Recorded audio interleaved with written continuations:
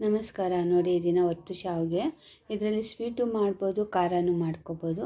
ಮೊದಲಿಗೆ ಖಾರ ಮಾಡೋಣ. ನಮ್ಮ ಮನೆಯಲ್ಲಿ ತುಂಬ ಖಾರ ಇಷ್ಟಪಡ್ತಾರೆ. ನಾನು 4 ಟೇಬಲ್ ಸ್ಪೂನಷ್ಟು ಎಣ್ಣೆ ಹಾಕ್ಕೊತಾ ಇದ್ದೀನಿ.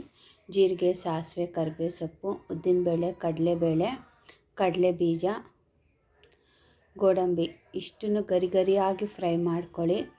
ಶಾವಿಗೆ ತಿನ್ನಬೇಕಾದ್ರೆ ಇದೆಲ್ಲ ಬಾಯಿಗೆ ಸಿಕ್ಕಿದ್ರೆ ರುಚಿ ಅಂತೂ ತುಂಬಾ ಚೆನ್ನಾಗಿರುತ್ತೆ.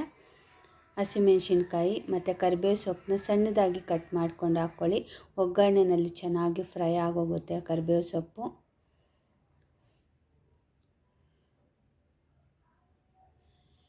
ಈಗ ನೋಡಿ, ಶಾವಿಗೆನ ಒಗ್ಗರಣೆಗೆ ಸೇರಿಸ್ಕೊಂಡು 1 ಚಿಟಿಕೆ ಅಷ್ಟು ಅರಿಶಿನನೂ ಹಾಕ್ಕೊಳ್ಳಿ. ಸೇಮ್ ನಾವು ಚಿತ್ರಾನ್ನಕ್ಕೆ ಹೇಗೆ ಒಗ್ಗರಣೆ ಹಾಕ್ತೀವೋ ಹಾಗೆ. ಶಾವಿಗೆ ಅಂತೂ ಎಲ್ಲರೂ ಇಷ್ಟಪಟ್ಟು ತಿಂತಾರೆ. ತುಂಬಾ ಸ್ವೀಟು ತುಂಬ ಚೆನ್ನಾಗಿರುತ್ತೆ. ಇದು ಕಾಯಿ ಪಾಯಸ ಮತ್ತು ಗಸಗಸೆ ಪಾಯಸ ಜೊತೆ ಮಿಕ್ಸ್ ಮಾಡ್ಕೊಂಡು ತಿಂತಾಯಿದ್ರೆ ಅಂತೂ ತುಂಬಾ ಚೆನ್ನಾಗಿರುತ್ತೆ.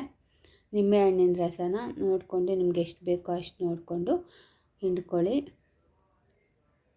ಗೊತ್ತಾಗುತ್ತೆ ಅಂದರೆ ಎಷ್ಟು ಹಾಕ್ಬೋದು ಅಂತ ಹೇಳ್ಬಿಟ್ಟು.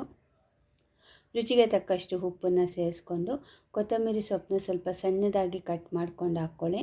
ಇಷ್ಟನ್ನು ಮಿಕ್ಸ್ ಮಾಡಿಕೊಂಡು ಬಿಸಿ ಬಿಸಿಯಾಗಿ ಶಾವಿಗೆ ತಿಂತಾಯಿದ್ರೆ ಅಂತೂ ಇನ್ನೂ ತಿನ್ನೋಣ ಅನಿಸುತ್ತೆ, ಅಷ್ಟು ಚೆನ್ನಾಗಿರುತ್ತೆ. ನಾನು ಸಂಜೆ ತಿಂಡಿಗೆ ಮಾಡಿದ್ದೆ. ಇದು ಕಾಯಿ ಚಟ್ನಿನೂ ಚೆನ್ನಾಗಿರುತ್ತೆ, ಹಾಗೇನೂ ತಿನ್ಬೋದು. ನೋಡಿ, ಈಗ ಸೂಪರಾಗಿ ಶಾವಿಗೆ ಒಗ್ಗರಣೆ ರೆಡಿ